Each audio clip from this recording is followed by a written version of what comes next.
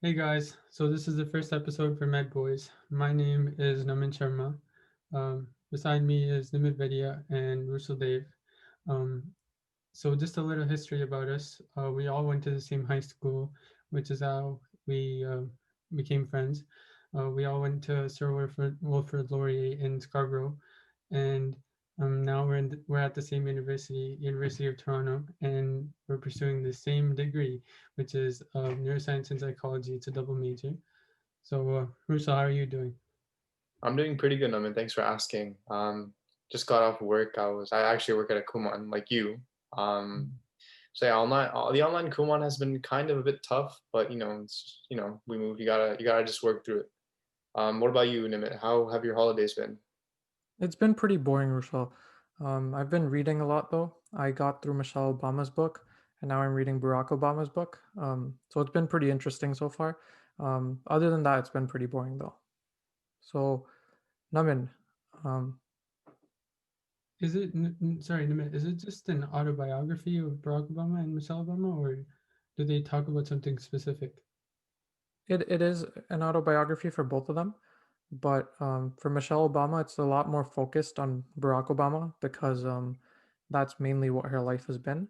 But it also shows how much of a strong woman she was, how she was brought up, and why she became so powerful as a first lady.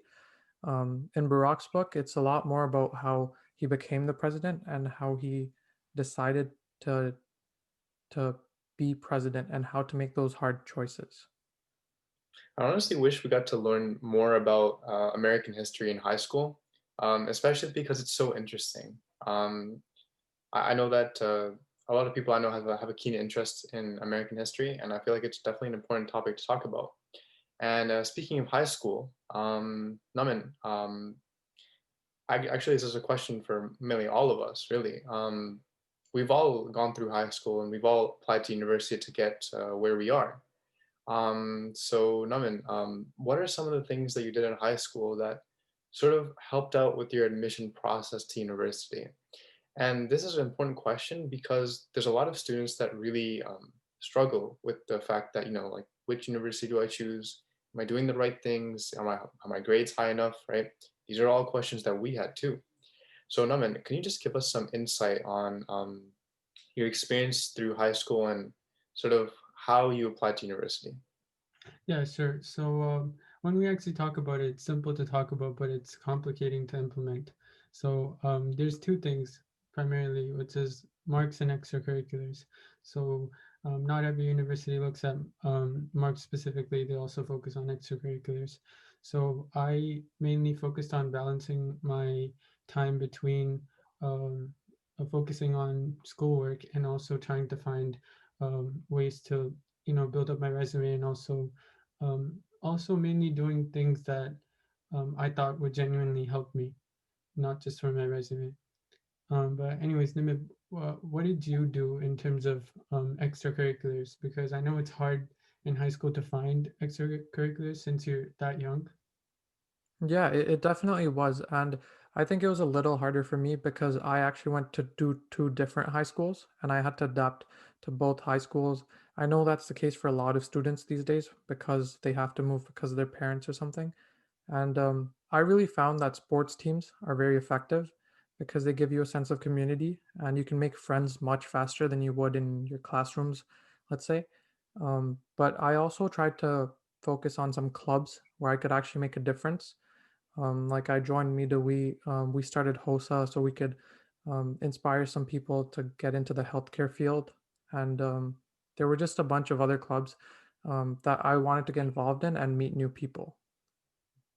Yeah, I think HOSA is a very good club. I was also a part of it. I did pathophysiology. I think for the pre-meds, all the pre-meds going into university, who want to pursue, who want to go somewhere in medicine, I think HOSA is a good transition into university because you learn a lot of extra stuff that you don't usually learn in high school. I actually haven't learned like some of the stuff I learned in HOSA yet in university, so I think it's a good segue into university, and it is also good for your resume as well. And of course, while it is important that you get exposure to the healthcare field and get to know a lot about healthcare, it's actually important. It's arguably more important to step outside your comfort zone, step outside of the subjects that you're familiar with. For example, I actually did DECA, which is a business-oriented club. What we do is, or what the club does is, you're presented with some sort of case study, business related, and you've got to present. And it's a very like eye-opening experience. I know that Nimit also did DECA, and he really enjoyed it, and I also enjoyed it as well. It's just really eye-opening experience, and it really sort of interested me in the sort of business field. So I think it's just important that we recognize that. And I also wanted to add, this is a question for both of you. You can answer this later, but I think it's a very important question because a lot of students are conflicted between putting things on their resume just to have it on their resume so that they can get into these universities versus actually doing things that they like and might not look so good on their resume. I myself found that the things that I did just for the resume didn't help me at all, whether it be getting into university or learning something new. But even if I did a small thing that I actually really liked, that brought me really farther in school and helped me get into the universities I wanted. Yeah, I actually agree with Nimit a lot on that. I'm just going to give a perspective to everyone listening right now. Um, we won't get this time back. So it doesn't matter if you didn't get into your dream school or not. Of course, you want to get into your dream school, but um, the other side that you have to look into is that this time isn't going to come back.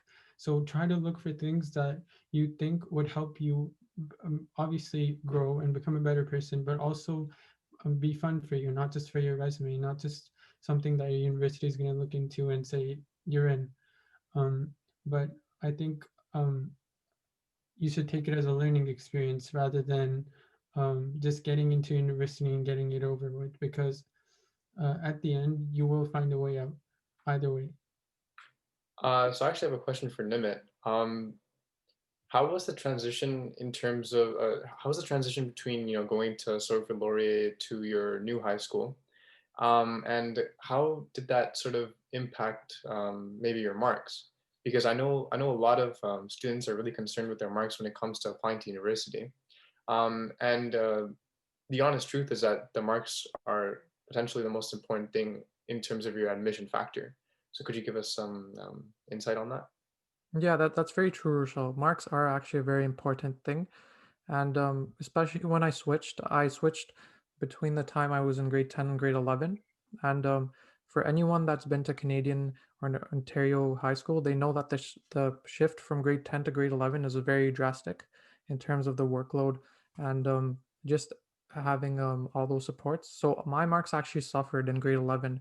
They were much lower than they were in grade 9 and 10 because I was at a new school, because I was getting used to new teachers and I had to deal with new people and make new friends.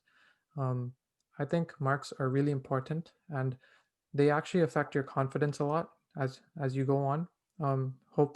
Because I was lucky, I found a support system and I was able to bounce back in grade 12 to get into the universities I wanted to get into. But Namin, what do you think about marks? What do you think the best strategy is? So Nimit, I actually agree with what you just mentioned, like support systems, friends, looking for people to talk to, and ways you can make your marks better or just your high school life better. So it does affect your confidence in general, but um, I feel like if you have the right people around you, you can be in an environment with them where you can try to work harder and be more focused towards your marks. So we do have to remember that marks are the most important thing. So I feel like it's just one thing, which is managing your time at the end. If you manage your time well, you'll be focused on your schoolwork. Make sure you do your homework in time, and also get the extracurriculars out of the way. Um, Russo, did you want to say something about the marks? Well, yeah. Just to end off our little discussion on grades and the admission process in general. Yes, as I mentioned, marks are very important. Managing time obviously is the biggest priority for many students, and I think the best way of doing that is to sort out your priorities. Write down everything on a list that's important to you and that you're doing. And just make a schedule out of your life. Sort of schedule what you're going to do. Plan it. because seeing it visually really helps with sort of visualizing your goals and what you want to do with what you have in your time mainly. So really just create a planner, create a schedule, and it worked for me. So it'll definitely work um, for most people watching. Yeah, and just to conclude, like Rushil said, so we started this podcast to give students and adults alike a new perspective on how and we think, um, and we'll be trying to produce as much content as we can, and we'll be continuing our high school series next week, followed by a COVID special, and Rushil has something left to say. It's just if you guys have any sort of comments or messages that you would like to send us regarding any further information you would want based on what we've just said, please feel free to contact any of our personal Instagrams or just contact any of our personal Instagrams, and we'll be free to answer any questions. All right. I guess this is over. Goodbye, guys. See you. Bye.